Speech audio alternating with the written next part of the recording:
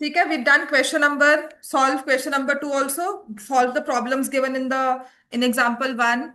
Then find two numbers whose sum is 27, product is 182. Find two consecutive positive integers. ये हमारा question number 4 है. Find two consecutive positive integers. तो कल ये किया था. x plus 1 हो जाएगा. Sum of squares x square plus x plus 1 का whole square is equal to 365. तो यहां से x square plus 1 plus 2x is 365. हाँ, तुम्हारा साथी. -364 इक्वल टू 0 हो गया. तो सॉल्व है बच्चों. -182, 13 एंड 14 हो गया था. पॉजिटिव में सिर्फ 13 को आई थिंक लेना है. 14 रिजेक्टेड था बिकॉज पॉजिटिव लिखा हुआ है. Question number 5 now. चलो फिर, अगर ये कर लिया था, let's start with question number 5, exercise 4.2. इसके बाद ना आपकी जो एक्सरसाइज है 4.3 पहले पुरानी बुक में हुआ करती थी, and it's very important that we solve that exercise. तो मैं उसके सारे क्वेश्चंस लिखवाऊंगी. सारे क्वेश्चंस लिखवाऊंगी बिकॉज बहुत इंपॉर्टेंट क्वेश्चंस है विद एग्जाम्पल्स. सो हमारे पास है altitude of a right triangle is 7 centimetre less than its base. Altitude of a right triangle is 7 centimeter less than its base. तो हमने एक राइट ट्रायंगल कुछ ऐसा ड्रॉ किया. ठीक है, ये हमने राइट ट्रायंगल ड्रॉ किया है कुछ. और मान लो मैंने इसको लिया है A B and C. Altitude हो गया BC. A B is the base. तो इसमें हमने सपोज क्या करना है, लेट द बेस और let the altitude. Altitude is 7 less than base, तो कंपैरिजन बेस से हो रही है. Let the base of right angled triangle, उसको आप ले लोगे x सेंटीमीटर. समझ में आ गया. Therefore the altitude of right angle triangle कितना हो जाएगा. अगर बेस x सेंटीमीटर है तो ऑल्टीट्यूड कितना हो जाएगा, x -7. Altitude will be x -7 centimetre because लिखा हुआ है altitude is 7 centimetre less than the base. और मुझे मेंशन किया जा रहा है कि हाइपोटेन्यूज है 13 सेंटीमीटर. तो अब इस क्वेश्चन में हम क्या लगाएंगे. राइट एंगल ट्राइंगल दिया है, साइड्स के बारे में मेंशन किया हुआ है, तो वील अप्लाई द, क्या अप्लाई करते हैं, Pythagoras theorem. So we'll write by Pythagoras theorem, which says AB square plus BC square is equal to AC square. Equation form करो and write the answer.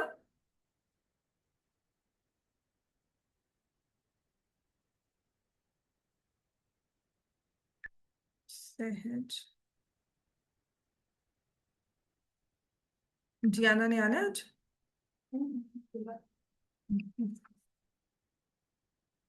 प्रवनूर तो पता ही है. ठीक है.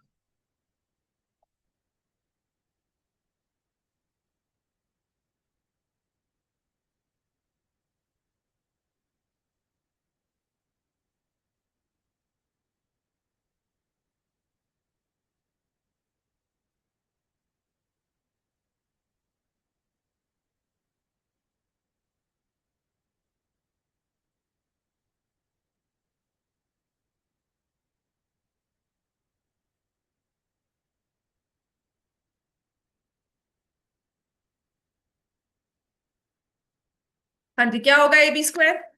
कितना है ए बी, एक्स. एक्स का स्क्वायर, बी सी कितना है, x -7 का होल स्क्वायर, और AC कितना होगा 13 स्क्वायर. हाँ हाँ कर लो. x square plus 49 minus 14x is equal to 169.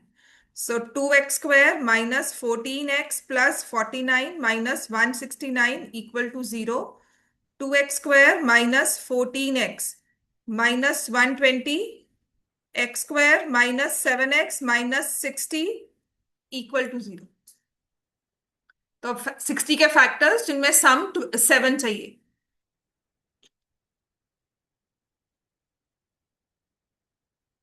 आप फॉर्मूला मेथड भी लगा सकते हो। You can go simply by factorisation. 60 के फैक्टर्स में 2 and 30 आता है, 3 and 20 है, 4 के साथ भी जाता है, 5 के साथ भी जाता है। जब 5 और 12 लिखेंगे तो हमारे पास डिफरेंस जो है वो 7 का आ जाएगा।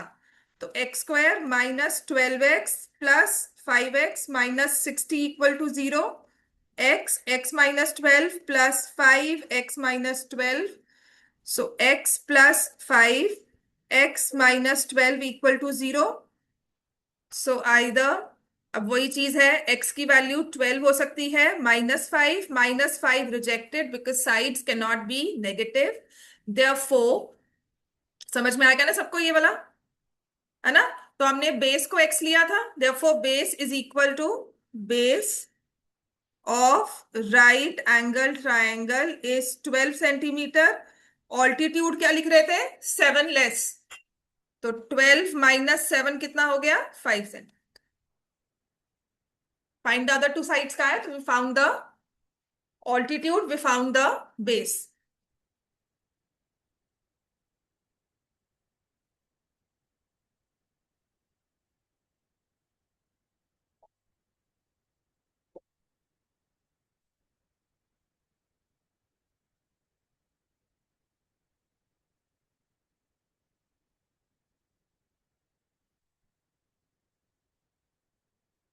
चलो बच्चों, नेक्स्ट कॉटेज इंडस्ट्री वाला है, ये पहले कर चुके हैं और ये पेपर में भी आ चुका है, प्री बोर्ड्स में भी आ जाता है क्वेश्चन।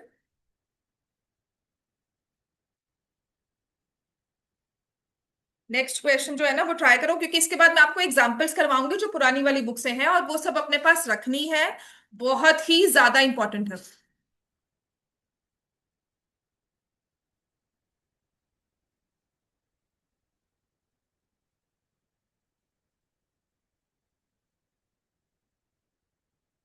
कल ना आपकी क्लास ऑफ हो सकती है, ठीक है, मोस्ट प्रोबेबली ऑफ हो जाएगी, बिकॉज आई गो समवेयर, तो मैं टाइम पे वापस पहुंच पाती हूँ कि नहीं पता नहीं।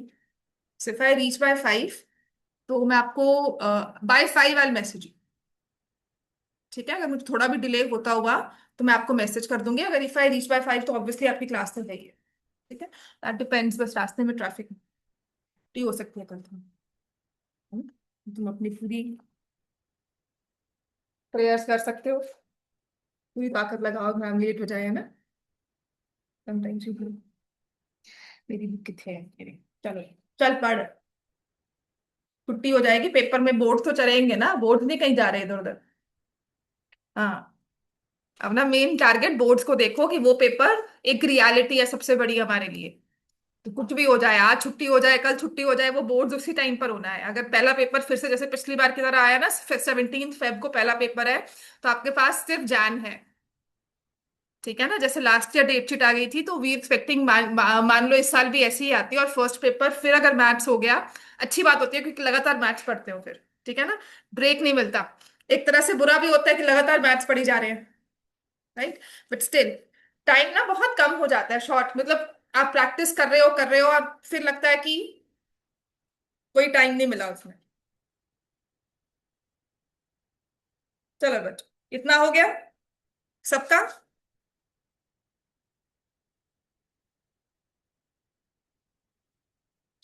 ठीक है। सो पुरानी बुक में ना हमारे पास एक मेथड था कंप्लीटिंग द स्क्वायर्स, वो हमें नहीं करना, ये हो गया ऑल्टीट्यूड वाला।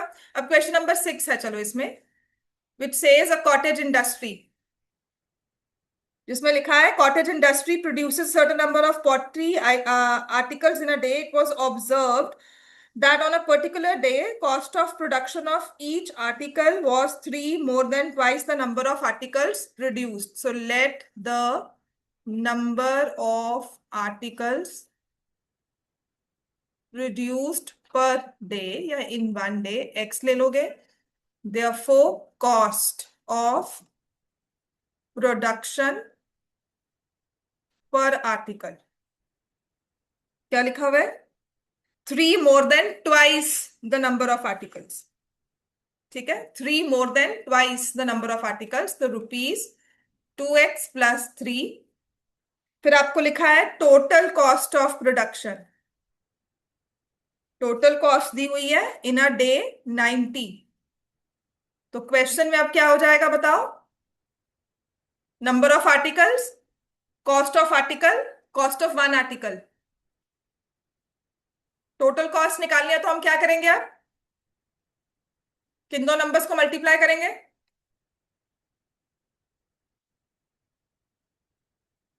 टोटल कॉस्ट क्या हुई? आर्टिकल्स कितने प्रोड्यूस किए, है ना, और एक आर्टिकल को प्रोड्यूस करने में कितने पैसे लग रहे हैं। तो हम क्या करेंगे अब? x into 2x plus 3 equal to 90। तो 2x square plus 3x minus 90 equal to 0। Factors बनाओ इसके। 180 चाहिए। ठीक है, तो एक तो जब इजी नंबर कोई आता है ना तो इसके फैक्टर शुरू कर दो। जैसे 2 इंटू 90 है, 3 इंटू 60, 4 इंटू 45, 5 इंटू 36। ठीक है, 6 इंटू 30। 7 पे नहीं जाएगा, 8 पे जाएगा, नहीं जाएगा। 9 पर, 9 इंटू 20, 11 से, 12 से जाता है, करो 12 से। 12 इंटू, डिवाइड कर ले 180 को। इतना काम तो कर लो, थोड़ी कैलकुलेशन ही बढ़ जाएंगी, इंप्रूव हो जाएंगे इनफैक्ट। 15, ठीक है, हुआ ना काम। हाँ, 12 इंटू 15 बन गए फैक्टर्स। हर सिचुएशन में ना सिर्फ एक इंट्यूशन ही होती है यहां पर, और थोड़ा सा प्रैक्टिस के साथ रट्टा हो जाता है, सीरियसली। तो यहां पर हमने x कॉमन लिया, 2x प्लस 15, और यहां से भी मैंने, क्योंकि यहाँ पे 15 चाहिए ना, तो मैं 6 कॉमन ले लूंगी। ठीक है, क्योंकि 2 भी चाहिए। 2x प्लस 15, माइनस बाहर रखा है तो अंदर प्लस आ जाएगा। तो मेरे पास बन गया x minus 6, 2x plus 15। x की वैल्यू 6, x की वैल्यू माइनस 15/2। कैन x भी -15/2? नंबर ऑफ आर्टिकल्स प्रोड्यूस नहीं हो सकते, हमने रिजेक्ट कर दिया। तो नंबर ऑफ आर्टिकल्स प्रोड्यूस हमने लिखा है, number of articles is equal to 6 and cost per article 2 into 6 plus 3 कितना हो जाएगा? 50। समझ में आ गया? अब हर एक क्वेश्चन लिखना है जो एग्जाम्पल में यहां पर दिया हुआ है। तो पहले वाली बुक में ना, अगर आपके पास पुरानी वाली बुक है कंप्लीटिंग द स्क्वायर्स, तो पहले से ही डिलीट हो चुका है मेथड। ठीक है, it will not be there in the syllabus in any form. हाँ, पर वो आगे की क्लासेस में पढ़ते जरूर हो। कभी समझना हो तो बाद में समझ सकते हैं, बट इतना उस पर कॉन्सेंट्रेट नहीं करना। ठीक है, उसी के साथ हमारा फॉर्मूला मेथड डिराइव हुआ है। कंप्लीट जब स्क्वायर को करते हैं ना, that method actually gives the formula method, उसकी डेरिवेशन है वो। समझ में आ गया? तो वो हमें नहीं है अभी। लेकिन जो इसमें क्वेश्चंस दिए हुए हैं ना, वो बिल्कुल बहुत इंपॉर्टेंट है, पेपर में आते भी हैं। तो होपफुली सबने ये कर लिया ना। अब आपने क्वेश्चन सारे लिखने हैं। जैसे कि उसने लिखा है find the roots of this equation by factorisation, this is example. ठीक है, find roots of equation by formula method. ठीक है, ये तो कर दोगे। इसको फॉर्मूला मेथड से आपने करना है। वैसे भी देखो, 5 इंटू 2 कितना हुआ? 10। 10 के फैक्टर्स में 6 तो नहीं आएगा ना, 5 और 2 ही फैक्टर्स होते हैं, 10 1 होगा। समझ में आ गया? तो फॉर्मूला मेथड से कर लोगे इसको। जैसे ये वाला भी है, 4x square plus 3x plus 5। ठीक है, इसको भी कहते हैं फॉर्मूला मेथड से सॉल्व करो। So will come to this later. अभी जो हमारे लिए जरूरी है ना, वो है एग्जाम्पल्स, स्टेटमेंट वाली प्रॉब्लम। तो पहले लिखो, find to consecutive odd, example 11 है बेटा, पॉजिटिव इंटिजर्स सम।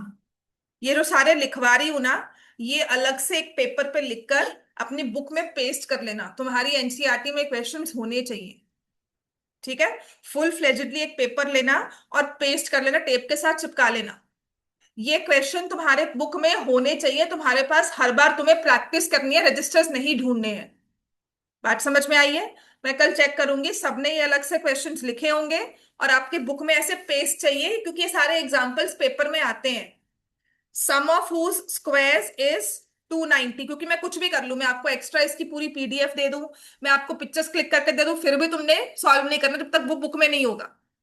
सो मेक श्योर एक एक बच्चा कोई लिखो, एक से किसी से लिखवा लो, उससे उससे जेरोक्स करवा लो और अपनी पिक बुक में पेस्ट कर लो टेप के साथ। टेप मुझसे ले लेना, कल लिख कर ले आओ। समझ में आ गया? बहुत जरूरी है। इनमें से एक क्वेश्चन आपके पेपर में, बोर्ड्स के 3 नंबर 5 नंबर है तुम्हारे ये। बात समझ में आ गई? तो जब भी बुक खुलेगी, हमारा ये पूरा चैप्टर जो है, पूरा एक पेज है ना, एक्सरसाइज होनी चाहिए हमारे पास। Find two consecutive odd positive integers sum of whose squares is 290।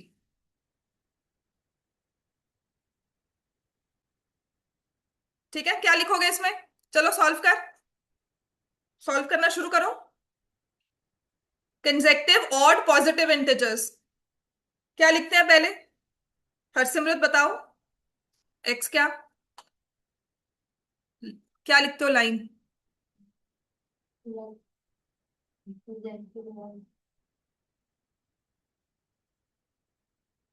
हाँ, therefore second consecutive odd integers, या let the consecutive odd integers be x and दूसरा क्या होगा? x plus 2।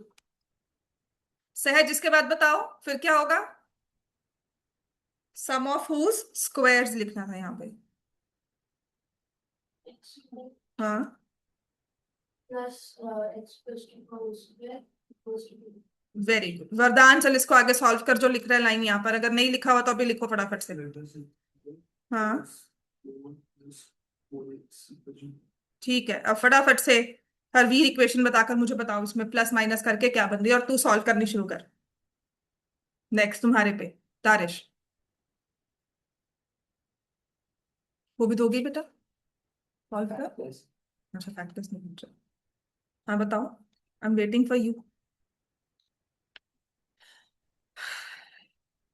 Square plus 4x minus 3x square root 143। Example 12, हाँ करो आगे, करना शुरू कर दे बेटा। एग्जाम्पल 12, एग्जाम्पल 15, एग्जाम्पल 14 मैं करवा चुकी हूँ, ठीक है। और एग्जाम्पल 15 बहुत इंपॉर्टेंट है। इसके बाद सारी स्टेटमेंट प्रॉब्लम्स जो इस एक्सरसाइज की है ना, बहुत ज्यादा इंपॉर्टेंट। हाँ जी, क्या सोच रहे हैं? नहीं, तुम्हें इसको सॉल्व कर बच्चे, इसको करके ना इकट्ठा टर्म्स करके जो हमारी इक्वेशन बनती है, इसके बाद क्या स्टेप आता है? जब तुम यहां तक पहुंच गए तो क्या करोगे?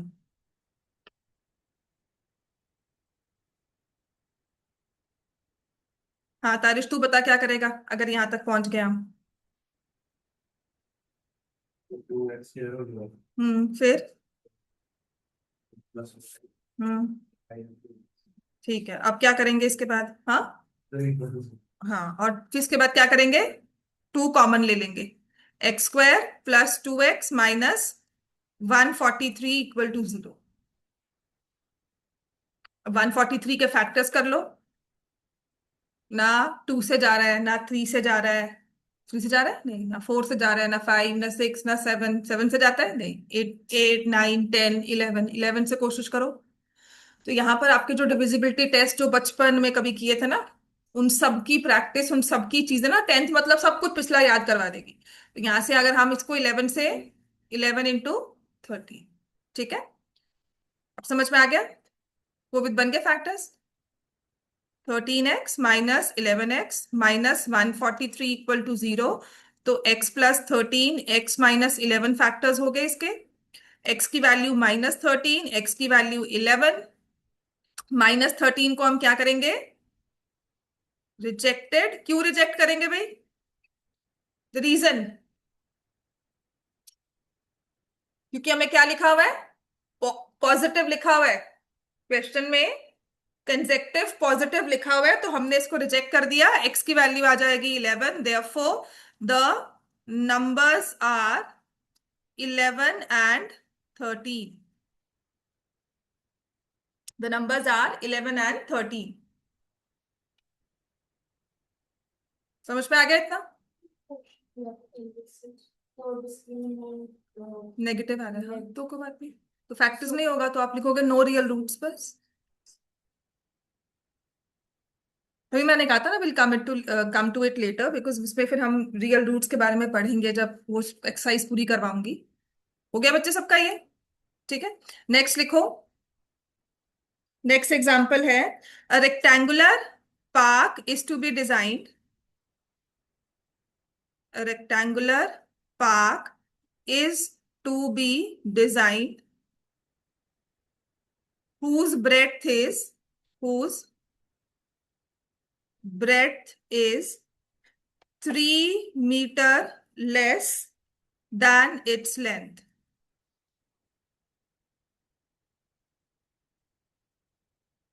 Its area is to be 4 square meters more than the area of the park that has already been made in the shape of an isosceles triangle, isosceles triangle with its base as breadth of the rectangular park. अच्छा, इसमें ना question में तो बड़ी अच्छी सी figure दी हुई है, लेकिन the figure is not a part of the question, तो पेपर के उस क्वेश्चन उस फिगर के बिना भी आ सकती है। ठीक है, पेपर में ये क्वेश्चन आएगा ना तो फिगर के बिना आएगा, तो आपको खुद समझना है, हाँ, या फिर ये केस स्टडी की फॉर्म में आएगा। With its base as breadth of the rectangular park and of altitude 12 meters. Find its length and breadth.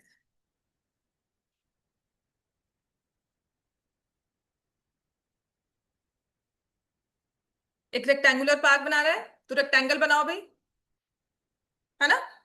अगर मुझे बिना फिगर से इस क्वेश्चन को टारगेट करना है, खुद से समझना है, तो पहले तो रेक्टेंगल दिया हुआ है, तो हमें क्या करना चाहिए? लिख लिया सबने क्वेश्चन ये?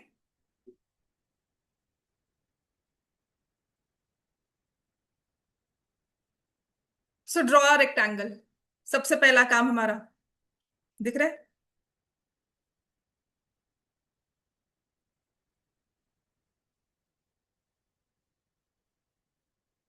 ठीक है, तो सबसे पहला काम मेरा होगा कि मैं रेक्टेंगल बनाऊं। चलो बनाओ भाई।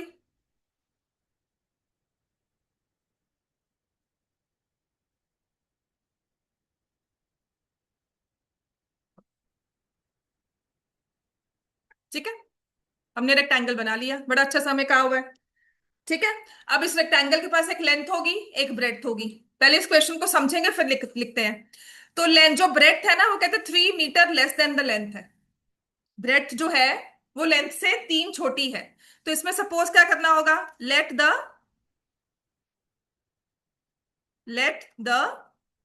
क्या लिखोगे? लेंथ को सपोज करोगे या ब्रेड्थ को? Let the length of rectangle, आपने x मीटर्स लिख ली, तो ब्रेड्थ क्या हो जाएगी? ब्रेड्थ क्या है? 3 मीटर लेस, कितनी हो जाएगी? x-3। अब यहां पर शो भी कर दो कि देखो ये तो x मीटर है, ये x-3 मीटर है। समझ में आ गया हमें? अब उसने कहा है it's area is to be 4 square metre. अच्छा, इसका एरिया क्या होगा रेक्टेंगल का? क्या होता है area of the rectangle? Length multiplied by bread. तो अभी के लिए हमारे पास ये आ गया कि इसके कुछ एरिया का काम है। ठीक है, तो कहते हैं ये एरिया ना 4 स्क्वायर मीटर्स बड़ा होगा। अब किसी से तो बड़ा होगा ना, किससे बड़ा? वो लिख दिया एरिया ऑफ द पार्क, कि एक इसमें एक रेक्टेंगुलर पार्क है, एक और पार्क है, that has already been made in the shape of an isosceles triangle, और उस ट्रायंगल का बेस क्या है? Breadth of the rectangular park. तो इस ब्रेड्थ पे मैंने एक रेक्टेंगुलर पार्क, एक आइसोसलेस ट्रायंगल वाला पार्क और बना दिया। ठीक है,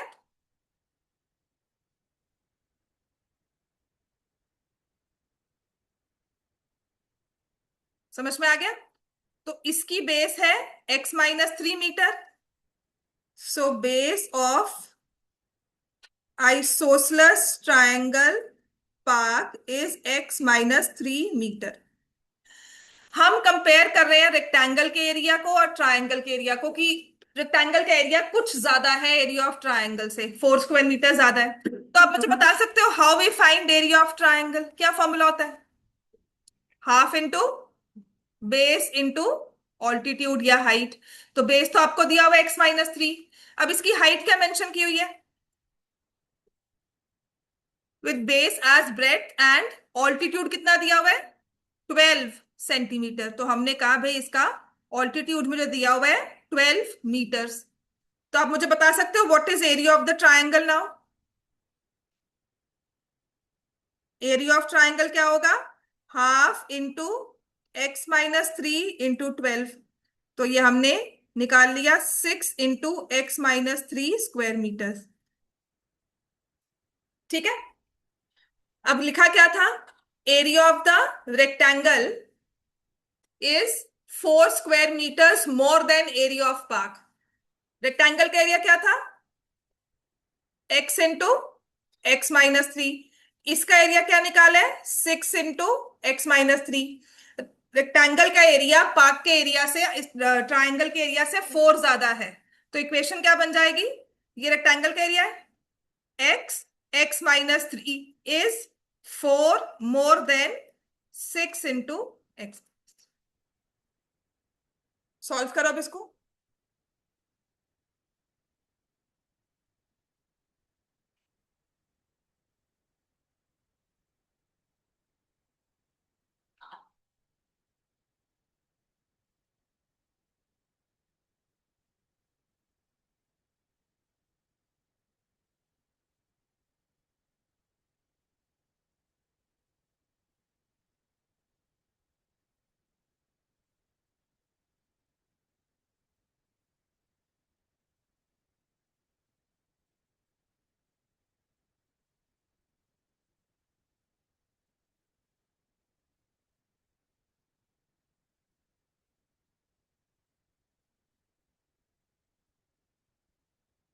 फैक्टर्स क्या बनेंगे अब इसके?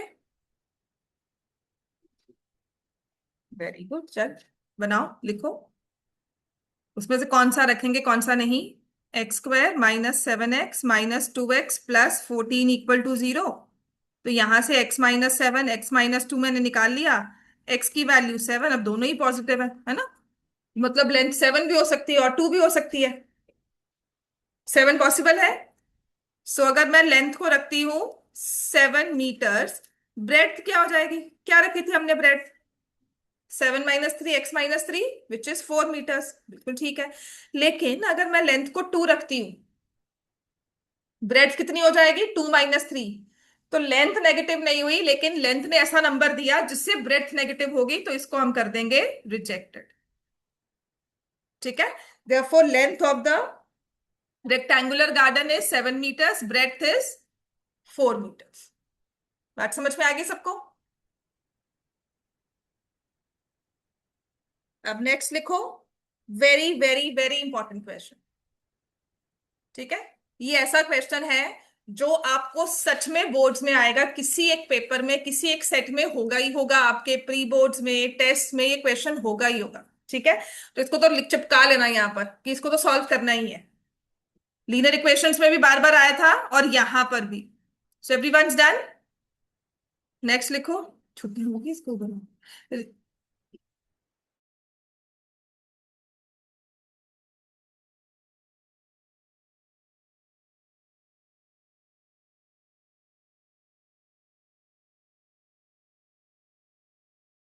तो नेक्स्ट है हमारे पास, लिखो a motor boat.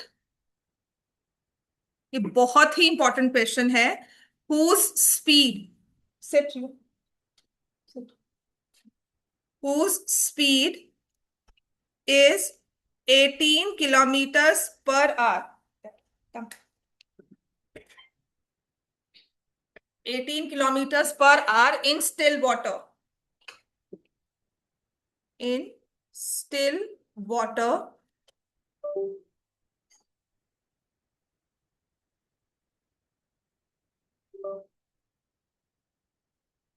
Still water takes 1 hour more to go 24 kilometer upstream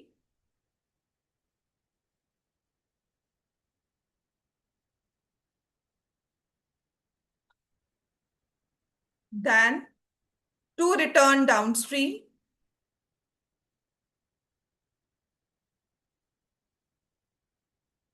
same spot.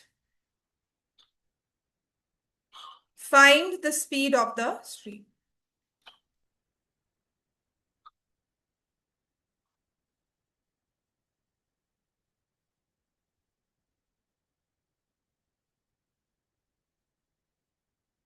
भाई फिर से अपस्ट्रीम डाउनस्ट्रीम, ये क्वेश्चन पेपर में और ये क्वाड्रेटिक इक्वेशंस में ही होगा। ठीक है, इसमें जो इक्वेशन बनेगी क्वाड्रेटिक ही होगी। अब कैसे पता लगेगा, हमें कैसे पता लगे, होता है ना मैम, हमें कैसे पता लगेगा?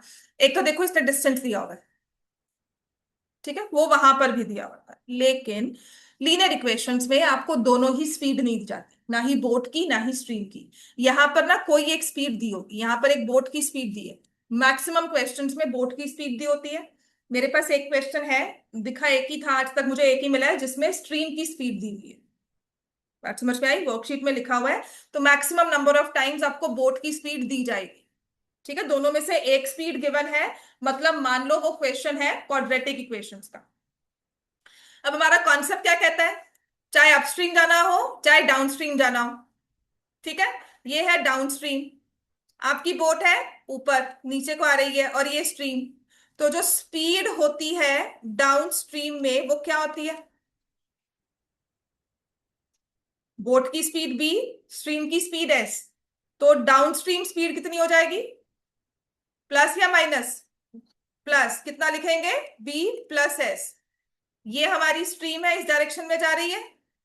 बोट अब नीचे है, इसे ऊपर जाना है, तो इसको बोलते हैं स्पीड अप स्ट्रीम। ऊपर जा रहे हो, स्ट्रीम के अगेंस्ट जा रहे हो, तो अब स्पीड क्या होगी?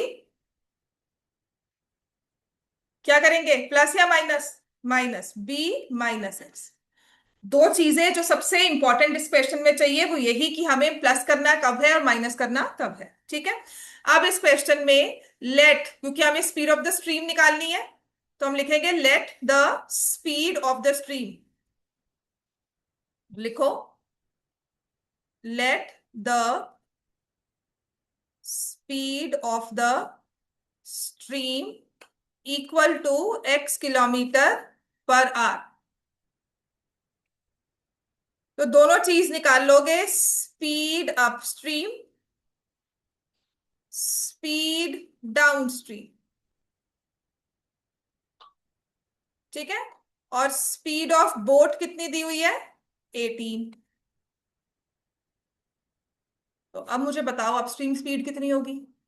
x माइनस 18, 18 माइनस एक्स, या 18 प्लस एक्स? तीनों में से बताओ कौन सा ऑप्शन मार्क करोगे? 18 plus X is same as X plus 18। Upstream speed कौन सी मार्क करोगे? हाँ, 18 माइनस एक्स। हमेशा ध्यान रखना, बोट की स्पीड में से स्ट्रीम माइनस करना है, 18 minus x kilometre per hour. And what is speed downstream? अब इसमें जैसे मर्जी लिख लो, क्योंकि प्लस कर रहे हो दोनों टर्म्स को तो ऑर्डर मैटर नहीं करता। मैंने 18 प्लस एक्स ही लिखा so that we don't confuse.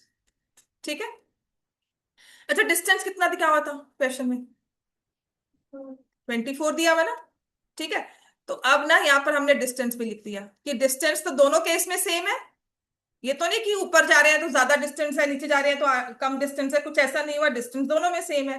Because there is a question जहां डिस्टेंस भी डिफरेंट दिया, कि अपस्ट्रीम गए तो इतना डिस्टेंस, डाउनस्ट्रीम गए तो इतना डिस्टेंस, कोई मुश्किल नहीं। ठीक है। फिर आपने क्या करना होता है, आपने टाइम निकालना है कि अब ये अपस्ट्रीम जाते हुए टाइम कितना लगा होगा। तो आपने distance is equal to speed into time वाला फॉर्मूला यूज करना है। ठीक है। तो डिस्टेंस कितना है आपका, 24। अपस्ट्रीम का टाइम है तो अपस्ट्रीम की स्पीड लगाओगे, कितनी होगी, 18 - x। और टाइम आपका क्या आ जाएगा, टाइम अपस्ट्रीम इज 24/18 - x, और ये आ जाएगा 8। बात समझ में आ गई। तो अब ऐसे ही मुझे बता दोगे what is time downstream.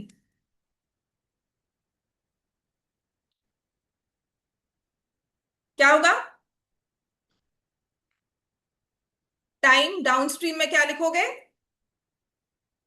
24/18 + x। मैं कहती हूँ इतना क्वेश्चन तुम अगर स्ट्रक्चर बेस कर लोगे, इक्वेशन तक पहुंचने में बिल्कुल भी टाइम नहीं लगेगा। अब दोबारा से क्वेश्चन में पढ़ो, इतना तो तुम्हें करना ही है। बोट की स्पीड ले लो, डिस्टेंस ले लो, एक्स ले लो, अपस्ट्रीम खुद निकालना है, डाउनस्ट्रीम खुद निकालना है, दोनों टाइम्स को एक्स में खुद निकालना है। अब देखो क्वेश्चन में क्या कहा है, अब तुम्हारी इक्वेशन फॉर्म करनी बड़ी आसान है। देखो उसने कहा है takes 1 hour more to go upstream. तो कौन सा टाइम ज्यादा हुआ, अपस्ट्रीम का कि डाउनस्ट्रीम का, अपस्ट्रीम का। वैसे भी अप जा रहे हो सेम डिस्टेंस में, कम स्पीड पे ज्यादा टाइम लगेगा। तो अपस्ट्रीम का time is more than downstream. अब बताओ इक्वेशन कितना ज्यादा है, takes 1 hour more, time difference is 1 hour, कैसे बताओगे भाई। अपस्ट्रीम का टाइम ज्यादा है 1 hour से, तो क्या इक्वेशन बनेगी, time upstream minus time downstream is 1 hour। बन गया,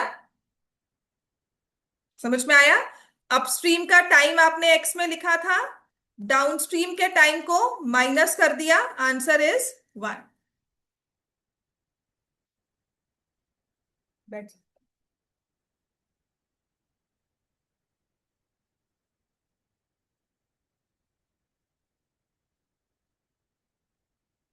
चलो बच्चों इक्वेशन तो सॉल्व कर लो, है ना। वो तो हम बड़े अच्छे से कर सकते हैं, आपको मैंने ऐसे क्वेश्चंस करवाए भी थे। टेक द एलसीएम, मल्टीप्लाई करो 24 के साथ 18 + x को, 24 के साथ 18 - x को मल्टीप्लाई करोगे, क्रॉस मल्टीप्लाई करोगे, इक्वेशन फॉर्म करोगे, वहां तक तो पहुंचो। Now this is like your 2 marks covered। यहां तक अगर आप पहुंचते हो ना इक्वेशन तक, तो आपके 2 नंबर या 1.5 नंबर कवर होते हैं। अब इसके बाद जो प्रॉपर इक्वेशन बनेगी वो आधे नंबर की है, फिर उसको जब सॉल्व करके फैक्टर्स निकालेंगे वो आधे नंबर का है, और आंसर लिखोगे तो वो 1 नंबर का है। तो प्रॉपरली 5 मार्क का क्वेश्चन इस पर बन जाता है, 3 नंबर के क्वेश्चन में भी ये आया हुआ है। ठीक है ना। तो ऐसे वाले क्वेश्चंस को, जितना ये दिखता है ना मुश्किल, उतना ही आसान है, बिकॉज एक स्ट्रक्चर फॉलो करना है। और हर एक क्वेश्चन ऐसे 10 क्वेश्चंस वर्कशीट में दिखे हुए हैं, और हर एक क्वेश्चन में वही स्ट्रक्चर फॉलो करना है। हाँ जी, सॉल्व करना शुरू कर, नींद से बाहर निकल जल्दी।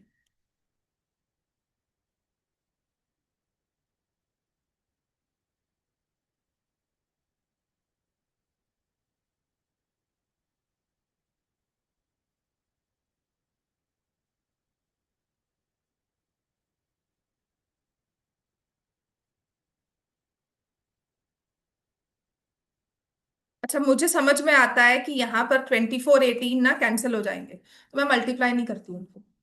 ठीक है। और यहाँ मेरे पास 324 - x², a - b a + b का फॉर्मूला बन रहा है। तो मेरे पास आ गया x² +48x - 324 = 0। और फैक्टर्स बना लो 324 के।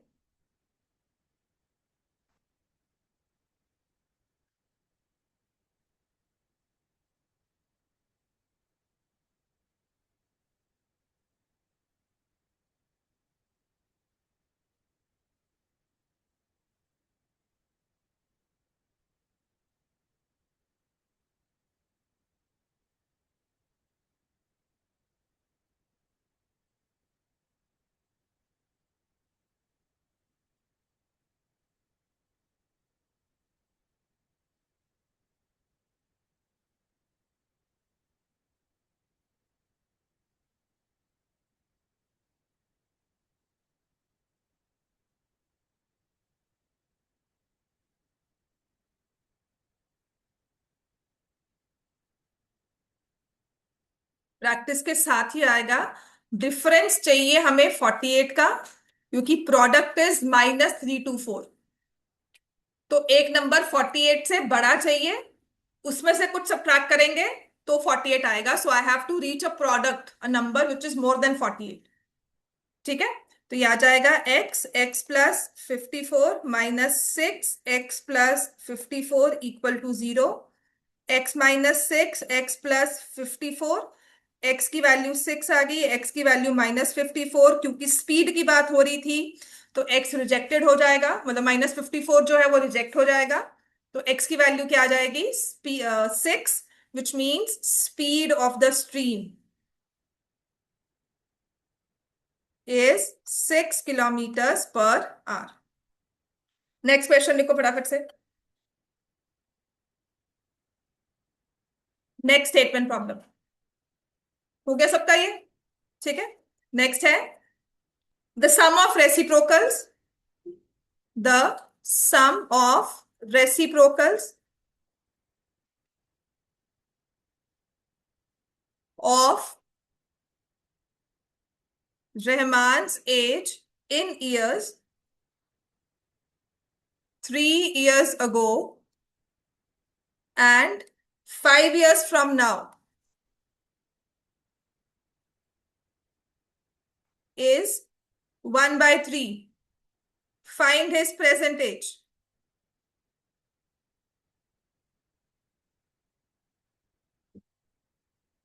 ये एक्सरसाइज का क्वेश्चन आ गया। ये ओल्ड 4.3 थी पहले, उसका क्वेश्चन नंबर 4 है ये।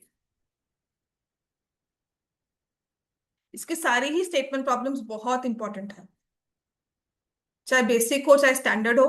ठीक है ना, छोड़नी नहीं है ये। हाँ जी, क्या लेंगे इसमें? एक्स को क्या लेंगे? प्रेजेंट एज लिखो। Let the present as,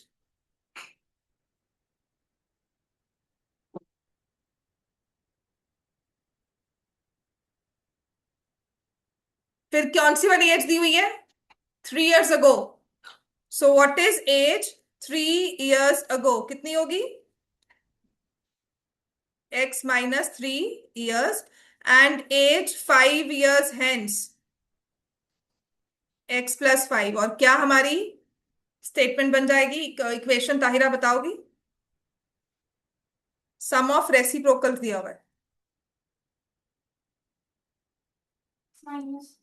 reciprocal, reciprocal of Rahman's as.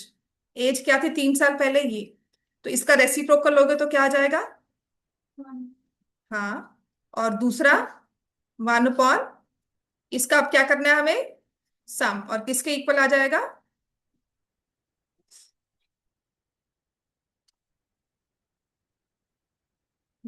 अब ये तो सॉल्व कर सकते हैं ना हम। एलसीएम लेना है, क्रॉस मल्टीप्लाई करना है, और अच्छी से एक इक्वेशन हमारी ax² + bx + c की फॉर्म में बनानी है।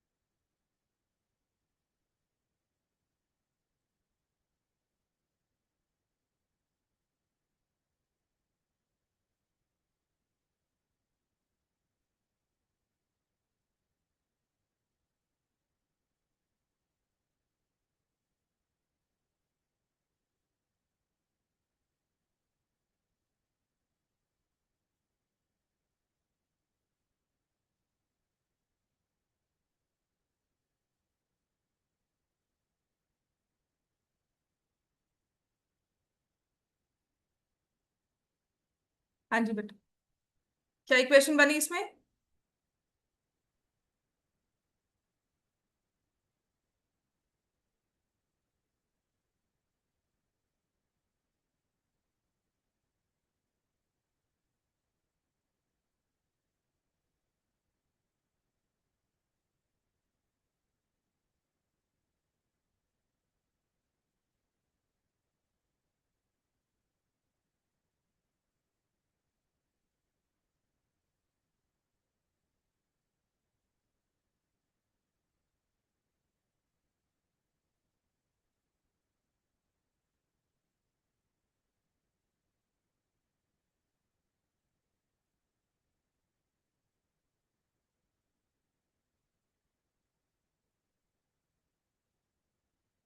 क्या होंगे फैक्टर्स?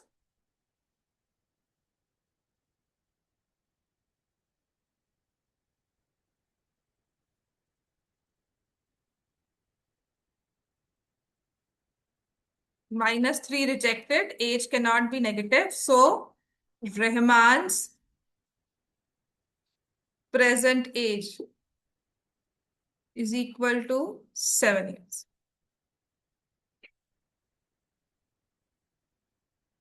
जो नेक्स्ट क्वेश्चन करवा रही हूँ ना, ये बोर्ड्स में अभी इस साल आया है। 5 मार्क्स में स्टेटमेंट प्रॉब्लम थी बोर्ड्स में, और सेम टू सेम था स्टैंडर्ड के पेपर में। ठीक है, लिखो बच्चों अब ये।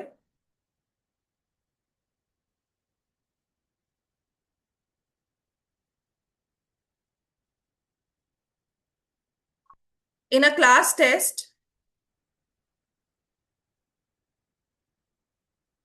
sum of Shefali's marks, sum of Shefali's marks in mathematics and English is 30. Had she got 2 more marks in mathematics and 3 marks less in English, the product of their marks, product of her marks होगा, product of their marks would have been 210. Find her marks in 2 subjects.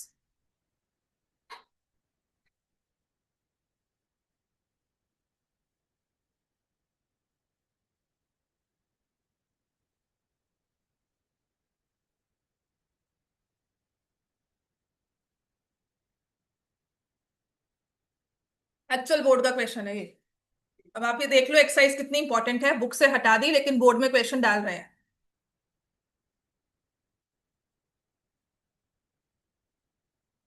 Start करो। सम of Shefali's marks, दो चीजों के बारे में कहा हुआ है ना? मार्क्स के बारे में बात हो रही है, तो किसको एक्स सपोज करना है? किस चीज को एक्स सपोज करोगे? बोलो। मार्क्स को। 2 सब्जेक्ट्स हैं, मैथ्स एंड इंग्लिश, दोनों में से किसी एक के मार्क्स को हमने एक्स सपोज कर लिया। ठीक है, तो इसमें लिखेंगे लेट मार्क्स इन मैथमेटिक्स कितना, एक्स। और अब बता सकते हो इसका मतलब इंग्लिश में कितने मार्क्स है? वाई भी ले सकते हैं, लेकिन मुझे पता है कि ये सम दिया हुआ है 2 तरह के मार्क्स का, मैथ्स एंड इंग्लिश, और सम कितना है? 30। तो इंग्लिश के मार्क्स क्या लिखोगे? x-3। सम अगर 30 है और 1 मार्क्स आपने एक्स ले लिए, 2 चीजों का सम 30 है, एक को एक्स ले लिया, तो दूसरा क्या होगा? x+30, और 2 चीजों को ऐड करके सम 30 बना है। ठीक है, एक यहां पर हमने x लिखा, तो बाकी कितना होगा? मान लो 30 सम है, एक 10 नंबर है, दूसरा क्या होगा? 50 लिखोगे। हाँ, तो फिर क्या कर रहे हो? x-3 कर रहे हो, क्या कर रहे हो? 30 में से वो नंबर माइनस कर रहे हो, तो क्या हो जाएगा? 30 माइनस एक्स। अपनी सेंसेस को लगाया करो, कुछ नहीं समझ में आता तो गो विद नंबर्स। कि अगर मैं मार्क्स को मान लो 12 ले रही हूँ या 10 ले रही हूँ, 1 मार्क्स मैंने कहा 10 है एक सब्जेक्ट में, तो बाकी दूसरे में कितने होंगे? 20। तो मतलब वो 10 मैंने 30 से माइनस किया। अब मुझे नहीं पता वो 10 है, 9, 7 कुछ भी हो सकता है, लेकिन हर बार उसे 30 से माइनस करूंगी। So if I taking a variable value of x, that means it will be 30 minus x. अब सम के हिसाब से तो हमने इक्वेशन फॉर्म कर ली। अब क्या कह रहा है? Had she got 2 more marks in maths. वो केस आ गया कि कितने मार्क्स मिलते हैं मैथ्स में? 2 ज्यादा। 2 ज्यादा का मतलब कितना हुआ? एक्स मिले थे ना मैथ्स में, 2 ज्यादा और मिलते, कितने हो जाते? क्या करते हैं उसके लिए? x+2। And 3 marks less in English. English में आपने कितने मार्क्स दिए? 30 - x। कहते हैं इससे 3 कम ले लेते। ठीक है, तो एक तो हमारे मैथ्स में हो जाते हैं x+2, और इंग्लिश में कितने हो जाते हैं? 30 - x - 3। क्या होगा ये? 30 में से 3 माइनस कर दोगे, 27 - x। फिर क्या दिया है? Product of the marks would have been 210। कि ऐसा करने के बाद जो मार्क्स हैं, जो नंबर्स मिले हैं, उनका प्रोडक्ट क्या है? 210। तो किन को मल्टीप्लाई करोगे? x+2, 27 - x। So x+2 into 27 - x is equal to 210। Multiply करके आंसर निकाल लो। और यही एक इक्वेशन थी, मतलब पेपर इतना डायरेक्ट था जो आपके रीजन का आया था। अब इसे मल्टीप्लाई करना है, 210 लिखने के साथ इसे इक्वेट करना है और इक्वेशन फॉर्म करनी है। तो ये आ जाएगा 27x plus 54 minus x² minus 2x is 210 minus x² plus 25x plus 54 minus 210। चलो सॉल्व करो जल्दी से, क्योंकि इसके बाद भी इसका आंसर थोड़ा ट्रिकी वे में आता है। इसका आंसर यानी एक्स की वैल्यू आएगी तो हम डायरेक्टली लिख देंगे कि अच्छा ये मार्क्स है, ये मार्क्स है। इसमें भी दो तरह से हमें लिखना था। तो अगर ये 5 नंबर के लिए आया था ना, तो वेल क्वालिफाइड है ये 5 नंबर में आने के लिए, बिकॉज कहीं ना कहीं किसी किसी स्टेप में गलती हो जाती है।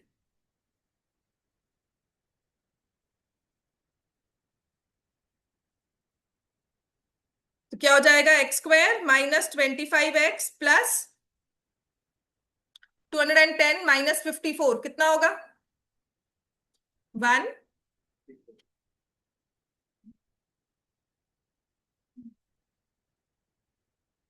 कितना? हाँ, प्लस होगा बेटा, मैंने माइनस कॉमन ले लिया ना, तो प्लस आएगा। ठीक, तो x² फैक्टर्स हो जाएंगे 13x 12x plus 156 equal to 0। x common लिया, x -13 -12 लिया, x -13। तो अब दोनों में से किसको रिजेक्ट कर सकते हो हम देखेंगे, लेकिन फिलहाल के लिए दोनों ही रिजेक्टेड नहीं है। ठीक है, अब यही इस क्वेश्चन का सबसे बड़ा ट्विस्ट है, या इसका कैच पॉइंट कह लो। ठीक है, तो आपको पता है ना सम 30 था। x आपने मार्क्स लिए थे इन मैथ्स। अगर आप मार्क्स लेते हो 12, so therefore marks in English कितना हो जाएगा? 30 - 12 18, दोनों वैलिड है। ठीक है, और अगर हम लेते हैं मार्क्स, मैथ्स के मार्क्स हैं 13, तो इंग्लिश के मार्क्स क्या हो जाएंगे? 30 - 13 17, ये भी वैलिड है। समझ में आ गया? तो हमें प्रॉपरली लिखने थे कि either the marks are maths में 12 इंग्लिश में 18, और मैथ्स में 13 इंग्लिश में 17। आपको दोनों ही लिख कर आने थे, प्रॉपरली लिखने हैं। या तो होंगे 12 18 marks in maths and English, 12 and 18 respectively, और 13 एंड 17 रिस्पेक्टिवली। समझ में आ गई बात? है दोनों में से दोनों ही वैलिड है। आप इसमें किसी भी एक चीज को रिजेक्ट नहीं कर सकते। समझ में आ गया? बोर्ड का क्वेश्चन है, अभी ताजा ताजा आया है, तुम्हारे किसी ना किसी प्री बोर्ड्स में आ सकता है। और हाँ, बोर्ड में टेंडेंसी जरूर है कि अगर क्वेश्चन दे दिया दोबारा रिपीट भी हो जाता है। राइट, ट्रायंगल्स का क्वेश्चन लगातार 3 साल आया है एक। समझ में आ गई बात है? चलो नेक्स्ट लिखो।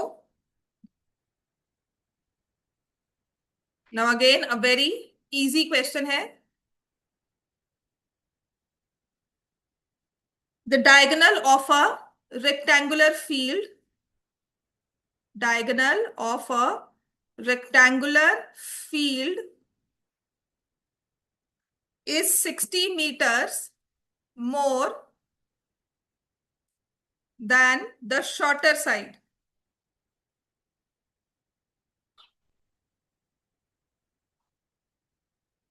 If the longer side is, if the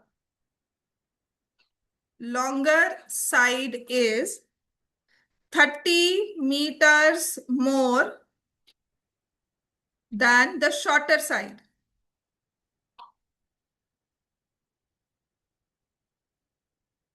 Find the sides of the feet.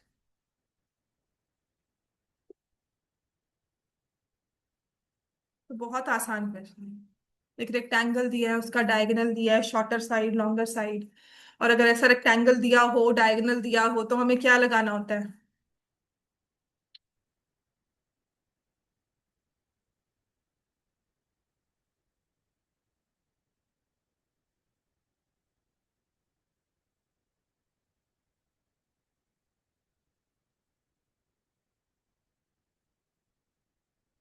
Diagonal जो है वो 60 ज्यादा है शॉर्टर साइड से।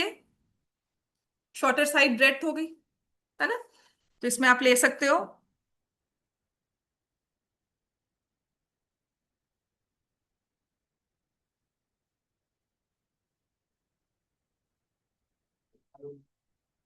रेक्टेंगल दिया तो पाइथागोरस ही लगा। डायगोनल इज x + 60 मीटर, और लेंथ क्या हो जाएगी? Longer side is 30 more than the shorter side, x + 30, है ना? तो अब ये हमारे पास इन ट्रायंगल नाम दे दो इसको। This is ABCD, ABC, using Pythagoras theorem. ये लिख जरूर देना, इसके नंबर होते हैं, ये नहीं लिखोगे तो मार्क्स कट जाते हैं। ठीक है, तो यहां पर आ जाएगा, लिख दोगे AB² + BC² = AC। तो इतना इजी क्वेश्चन होगा अगर ये पेपर में तुम्हें आता है। यहाँ पे x लिख दो, ये x + 30 लिख दो, और ये x + 60 लिख दो। तो x² x + 30 का होल स्क्वायर, x + 60 का होल। चलो सॉल्व करो फटाफट से ये। उसके बाद नेक्स्ट क्वेश्चन लिखवा दूंगी, चाहे हम कल सॉल्व करें उसको। पर लिखना बहुत जरूरी है। कौन सा है? हाँ, ये वाला। ये तो मैंने करवा ही दिया था आपको। Difference of squares of two numbers is 180। Square of smaller number, है ना? इसके बाद वो ट्रेन का आ गया, तो दो क्वेश्चंस लिखवा देती हूँ।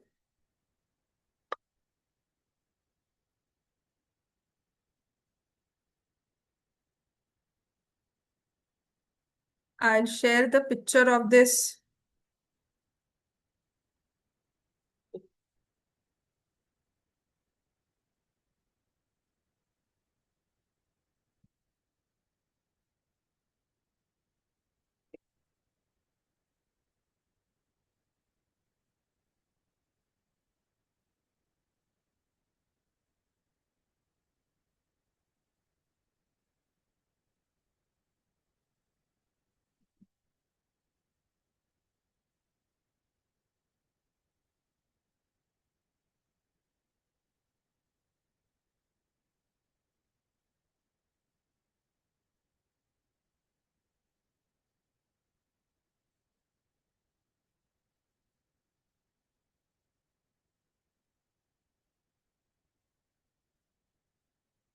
जी सॉल्व करो इसको। x² + 900 + 60x, x² + 3600 + 120x। एक x² तो कैंसिल हो जाएगा। अब सभी टर्म्स को एक तरफ कर लेंगे। यहां से x² है 60x और 120x, यहाँ -60x हो जाएगा। +900 -3600 विल बी -27।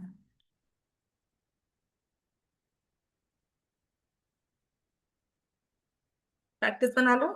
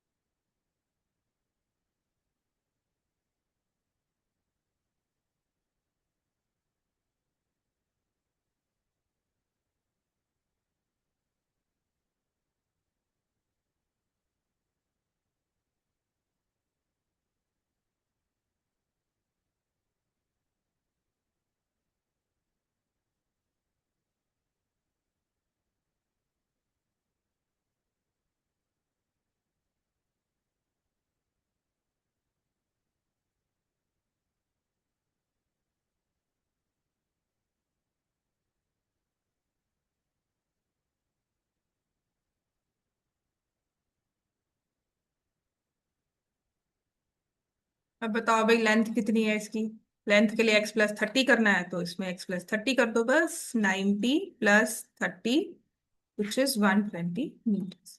बस दो क्वेश्चंस फटाफट से लिख लो, चाहे घर से सॉल्व करके लाना है इनको। ठीक है, दोनों ही करवाए हुए क्वेश्चंस हैं और दोनों ही इंपॉर्टेंट है। नेक्स्ट लिखो। कल का मैं अपडेट आपको ऑन द स्पॉट दूंगी, बाय Q2 5 आपको पता लग ही जाएगा। नेक्स्ट लिखो द, हाँ हाँ 7, the difference between squares of two numbers is 180. The square of the smaller number, the square of the smaller number is 8 times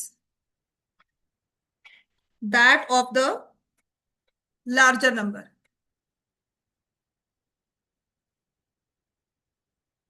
Find the two numbers. इसके बाद एक और क्वेश्चन है। A train travels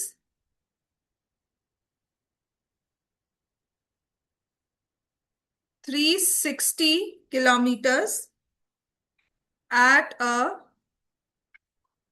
uniform speed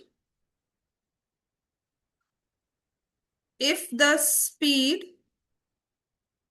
had been 5 kilometer per hour more, it would have taken 1 hour less for the same journey. Find the speed of the train. चलो, ये question घर से करके लाने हैं। इसमें 3 क्वेश्चंस रह जाएंगे। मोस्ट प्रोबेबली आज क्या है, थर्सडे, फ्राइडे, सैटरडे, मंडे तक आपका ये चैप्टर ऑलमोस्ट ओवर हो ही जाएगा।